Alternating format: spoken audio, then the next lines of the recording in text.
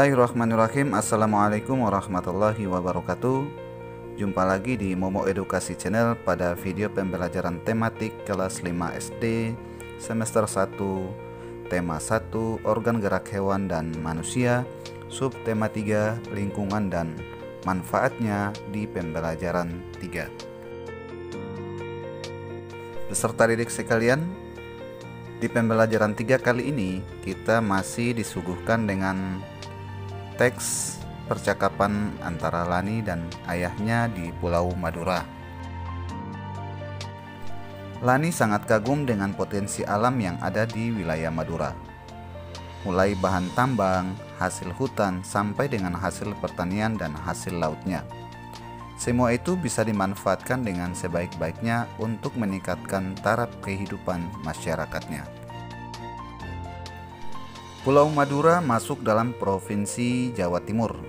Meskipun demikian, secara geografis, Pulau Madura terpisah dengan kabupaten-kabupaten lain di Jawa Timur. Madura merupakan pulau tersendiri yang terpisah dengan Pulau Jawa. Untuk mencapai Pulau Madura harus melewati Selat Madura.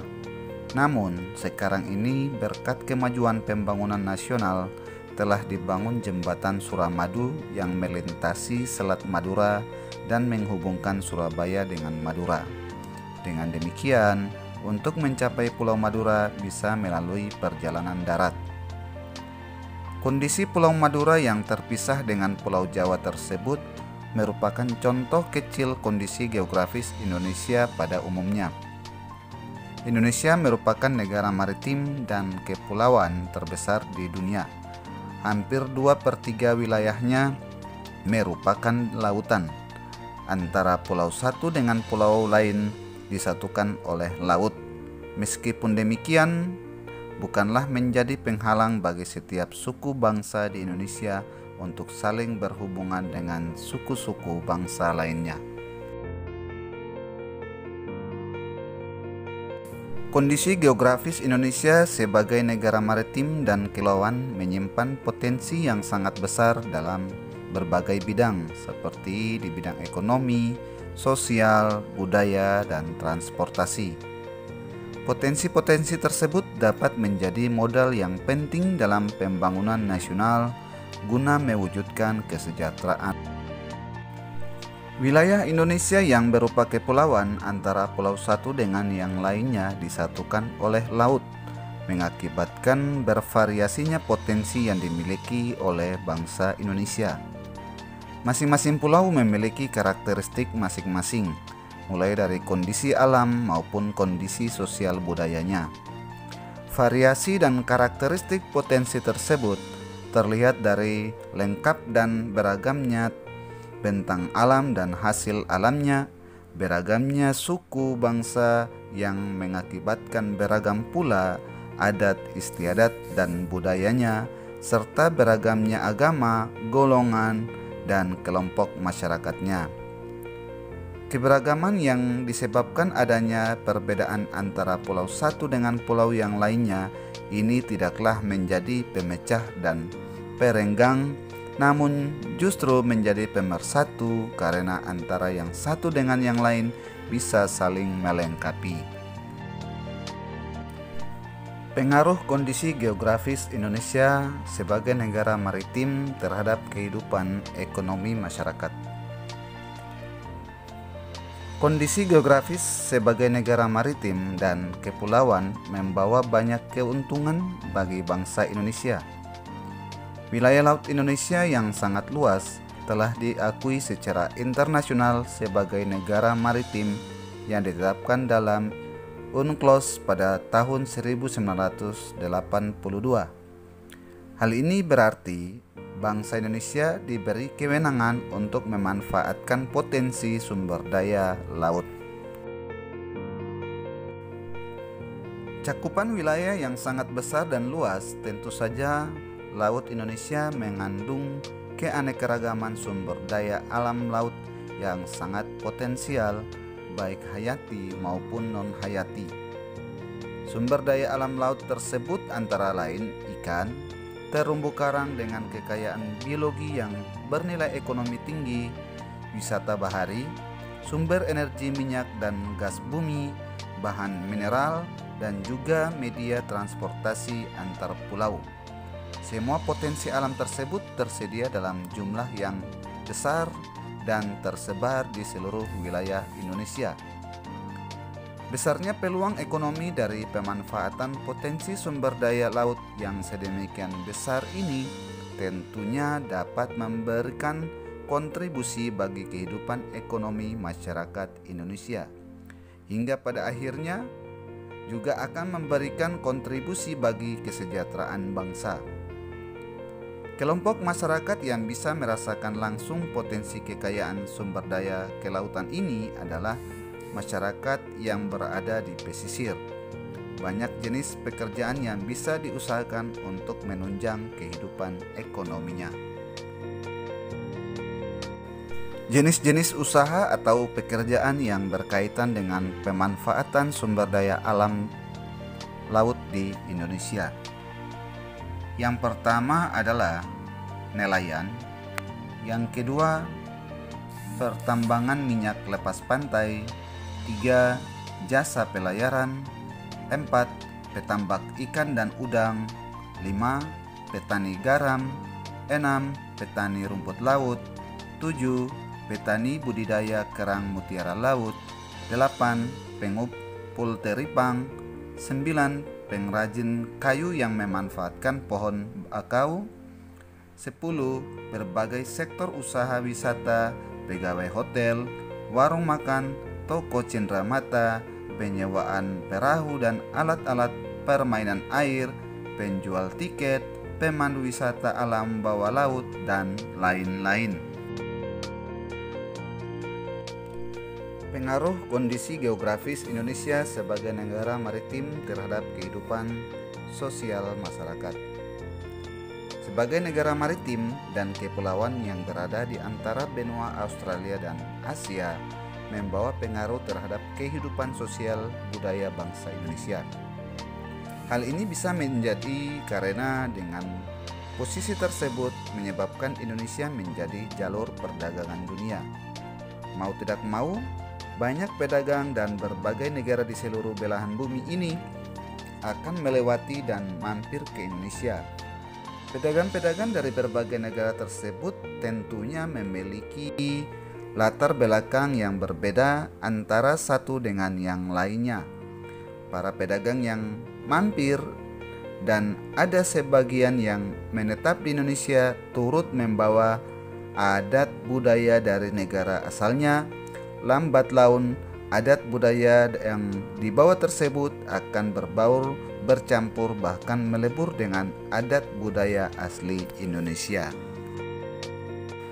Berikut adalah beberapa dampak yang diakibatkan oleh letak dan kondisi geografis bangsa Indonesia sebagai negara maritim atau kepulauan. 1. Komunikasi dan interaksi antar penduduk menjadi lebih mudah, baik antar warga Indonesia maupun orang Indonesia dengan warga asing. Hal ini didukung adanya kemajuan teknologi di bidang pelayaran antar pulau dan antar negara. 2.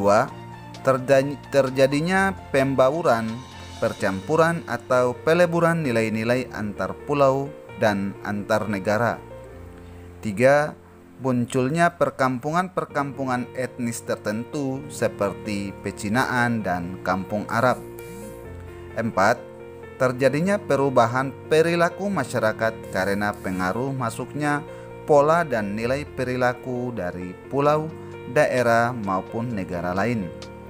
5. Terjadinya perpindahan ilmu, pengetahuan, dan teknologi. Ada dampak positif, tentu juga ada dampak negatifnya. Berbagai dampak yang timbul sebagai akibat dari letak dan kondisi geografis Indonesia sebagai negara maritim dan kepulauan. Perhatikan dampak positifnya. Dampak positif yang pertama adalah memiliki keberagaman potensi alam dan hasilnya, memiliki keberagaman dan kekayaan budaya, memiliki keragaman sumber daya manusia. 2. Bidang transportasi berpotensi meningkatnya infrastruktur di berbagai daerah karena banyaknya wisatawan yang berkunjung. Dan yang ketiga, bidang ekonomi. Menjalani jalur perdagangan internasional juga berpotensi menambah devisa negara melalui pengembangan destinasi pariwisata. Sekarang, dampak negatif. Dampak negatif yang pertama adalah 1. Tidak meratanya potensi alam dan sumber daya manusia, tidak meratanya pembangunan dan pemerataan hasil-hasilnya, rentan terhadap terjadinya konflik kedaerahan. Dan yang kedua, sering terjadi bencana alam. Indonesia berada pada jalur patahan lempeng kerak dunia. Pergerakannya dari lempeng tersebut dapat berakibat pada terjadinya bencana gempa bumi. Selain itu, munculnya banyak gunung berapi juga bisa menjadi potensi bencana alam. Peserta didik sekalian, bangsa Indonesia dikenal sebagai bangsa maritim sejak zaman dahulu. Bahkan sempat mencapai kejayaan pada masa kerajaan Sriwijaya dan Majapahit. Mari bersama-sama kita membaca teks bacaan yang sangat inspiratif berikut tentang kejayaan bahari masa lalu, ditulis oleh Dr. Y. Paonganan SSI MSI berikut ini. Sejarah telah mencatat bahwa kejayaan bahari bangsa Indonesia sudah lahir sebelum kemerdekaan. Hal ini dibuktikan dengan adanya temuan-temuan situs prasejarah maupun sejarah.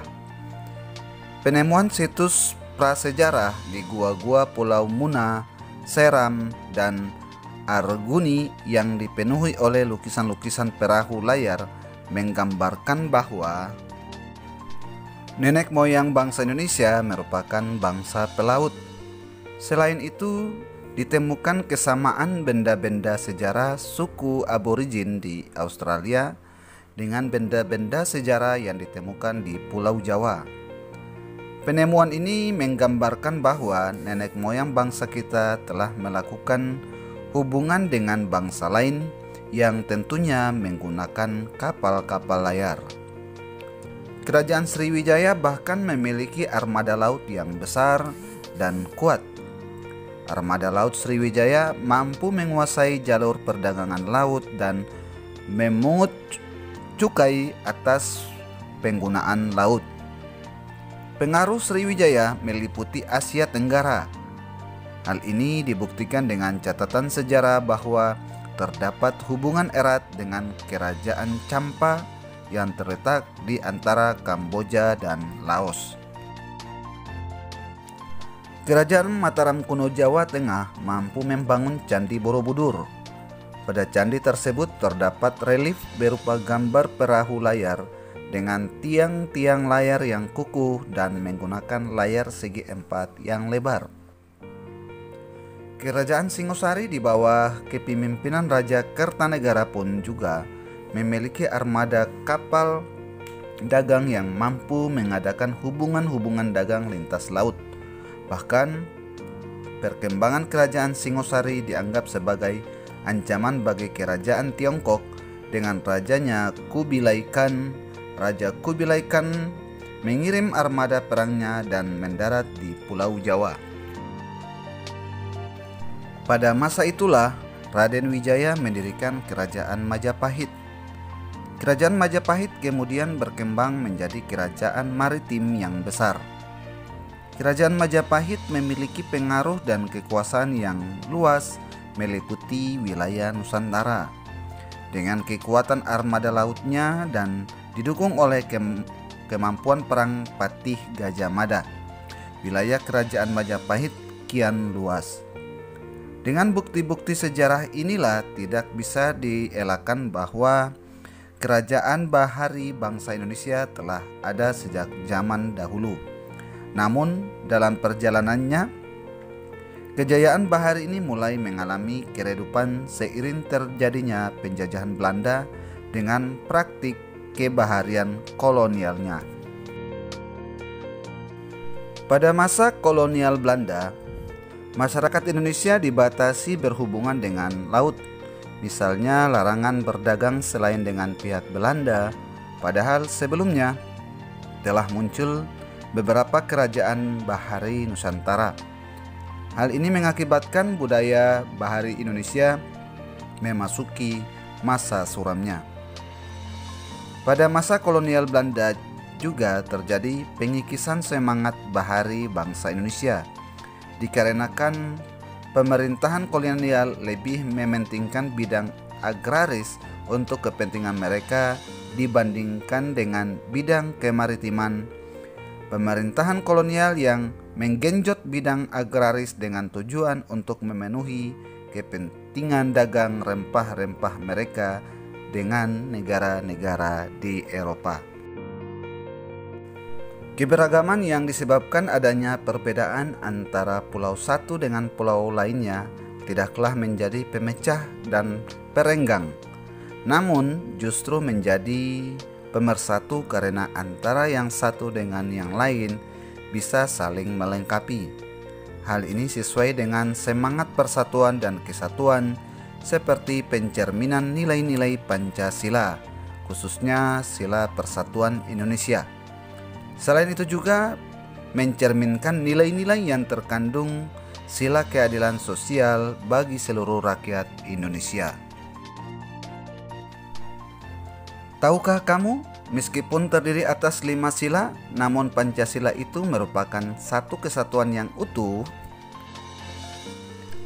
Pancasila diumpamakan sebagai satu paket lengkap yang menopang Negara Kesatuan Republik Indonesia. Pancasila merupakan satu kesatuan yang bulat dan utuh dari kelima silanya. Sila ke-1 menjiwai sila kedua, menjiwai sila ketiga, keempat, dan kelima. Sila kedua dijiwai oleh sila ke-1, sila ketiga, keempat, dan kelima, dan begitu seterusnya. Kelima sila tidak bisa dilepas satu dengan yang lainnya, walaupun masing-masing sila mempunyai nilai-nilai sendiri, tetapi hubungan antar sila merupakan hubungan yang utuh dan saling terkait. Setiap sila yang membentuk Pancasila merupakan unsur yang mutlak yang membentuk kesatuan, bukan unsur pelengkap.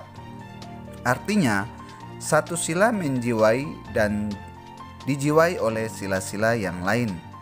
Sila pertama menjiwai sila kedua, ketiga, keempat, dan kelima, dan demikian seterusnya.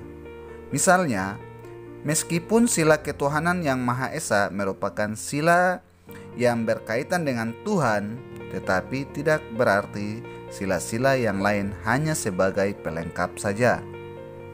Setiap sila yang membentuk Pancasila juga sebagai satu kesatuan yang mutlak, tidak dapat ditambah dan dikurangi.